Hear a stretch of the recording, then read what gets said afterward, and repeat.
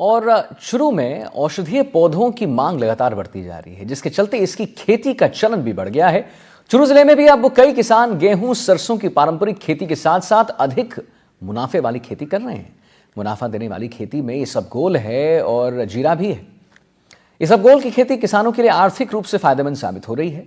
किसानों ने बताया है कि मंडी में इसबगोल का भाव भी अच्छा मिलता है, यानी किसान इस फसल के माध्यम से ज्यादा मुनाफा कमा रहे हैं।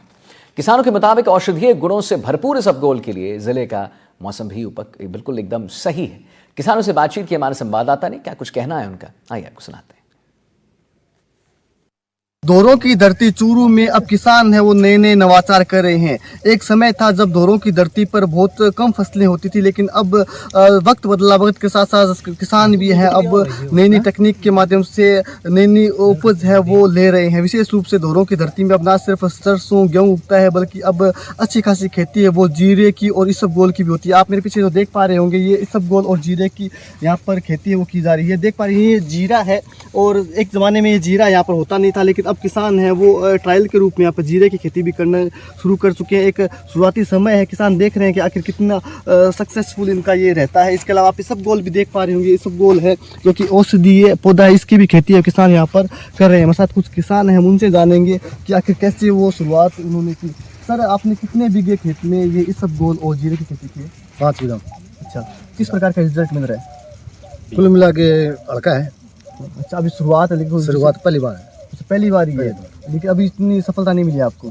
अब कर रहा पड़ी तो अच्छा, कैसे दिमाग में आया? क्योंकि यहाँ पर तो चलन है वो सरसों का गेहूँ का, दिमाग में कैसे है कि सब नया करना चाहिए? दिमाग में है खेती खड़ी यहाँ बाणों पड़े देखा सूर्य क्या पानी कम लिया हुआ है, पानी की खपत कम हो। अच्छा, पानी की खपत कम हो इसलिए वजह। अच्छा, तो ये पानी की हमेशा ही चूरू जिले में मारामारी रहती है। सर, नए नवाचार है वो चूरू के किसान भी कर रहे हैं, कैसे देखते हैं इसकी खेती को?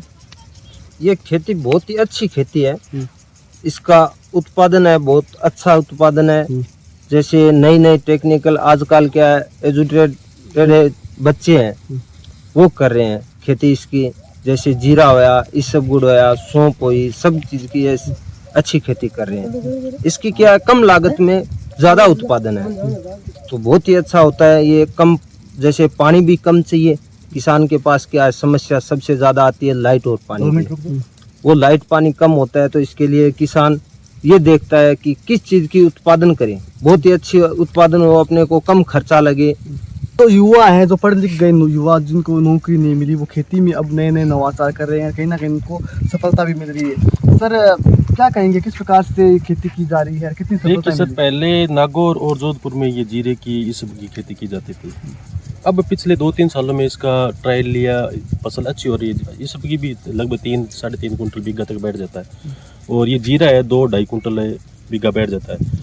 और ट्रायल ये इस साल मैंने भी ट्रायल लिया असालिया भी औषधि है, उसका मैंने थोड़ा बहुत लगाया हुआ है। एक लगाया हुआ है अजवाइन, वो भी थोड़ा बहुत ट्रायल के लिए इस साल है। अगली बार कोई बीघा 2 बीघा में वो भी बाएंगे।